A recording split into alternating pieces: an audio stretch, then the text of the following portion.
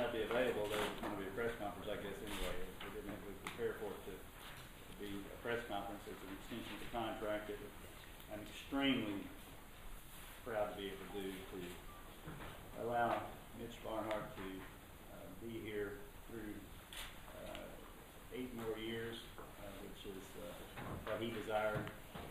We've talked about it for a long time. I think I've carried some of the details with me all the way to Maui and back, and around different places, just with other things I've had to do. I've also extended my Park's contract for 5 years, so there's no anomaly in what I'm trying to do for those positions that I think are vitally important for this university.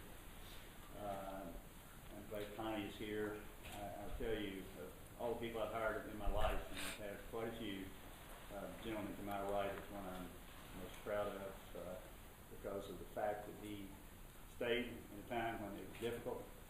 He made hard decisions. He's made progress. He's selected individuals for our coaching staff that are par excellence.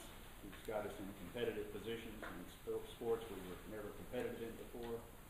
My goal with this extension was to, one, give an extension to show confidence in him, so that our coaches know that he can be here to finish what he started, to keep him competitive salary-wise with those who are in positions. He has 4 or 5 ADs around the country now that worked under him, that 3 of those were here with us, and he's a tremendous mentor.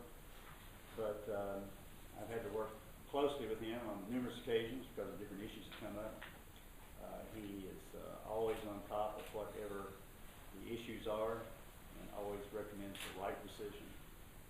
And I'm just proud to have him as the athletic director. When I interviewed for this job, I walked into a situation where we were under investigation by the NCAA. We'd been put on probation. I sat 9 hours in front of the infractions committee, which I said I would not want to do again as long as I was here. I'm pleased, and I have to give Sandy Bell sitting here some kudos for that as well.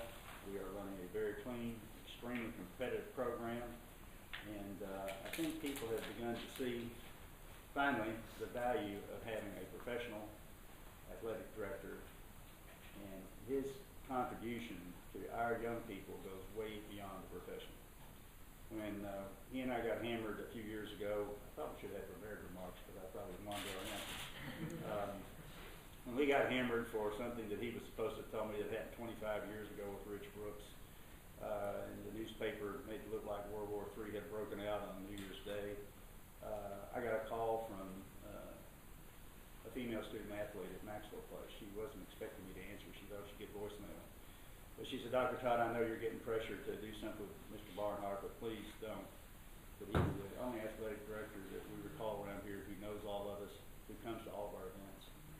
This last year I was down at a Halloween fundraiser down in Louisville, and one of our fast football players who played 10 years in the NFL came up to me and was talking about his career. His daughter came up beside him, and she said, I just graduated from UK, I'm a swimmer. And I just want to tell you that Mr. Barnhart came to our functions. Not fun to sit through long swim meets.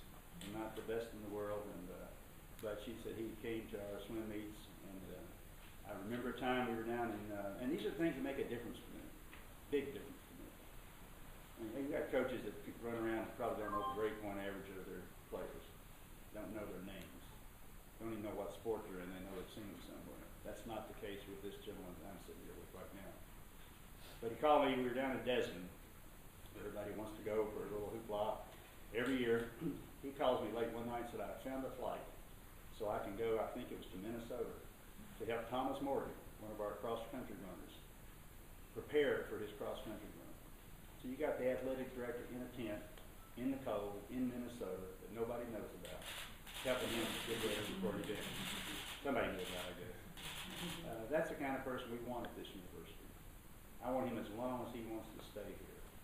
I'm ending my term. I should have done this the last few years, or at least the last 12 months. But it's the right thing to do. And I can't tell you how good I feel about it, and the fact that he wants to be here.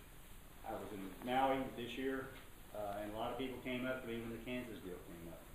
And they said, you can't let Mr. Barnhart leave.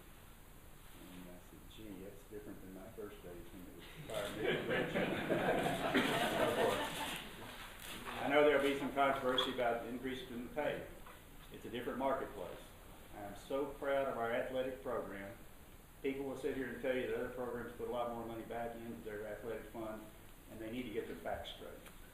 Because that's the information about Ohio State putting back $29 million or whatever, 15 million of that scholarships. We pay our scholarships too. We don't give a break for out-of-state tuition. When I raise tuition 3 or 6%, his tuition bill goes up $1 million. We pushed $2 or $3 million worth of operating expenses back on him when I got here because athletics wasn't paying all their costs. They are now. Plus, when he did a ticket price increase first time when he was athletic director, he called and said, I think if I go up another 50 cents, I can give you $1 million a year for academic scholarships. And he did. And it's been going on now for probably 6 or 7 years. When they got the new media contract, he added money so we could increase our Singletary scholars. There are other things he does for a lot of programs around here in the 25,000 range, whatever they ask for, he does. And personally, I'll say this, and he won't want me to, but he used his bonus for the game, at the bowl game this year, to buy iPads for his staff. Personally, not on the university budget, because he wanted to do that. So you've got a man who's here with a strong family who is just dedicated to this program.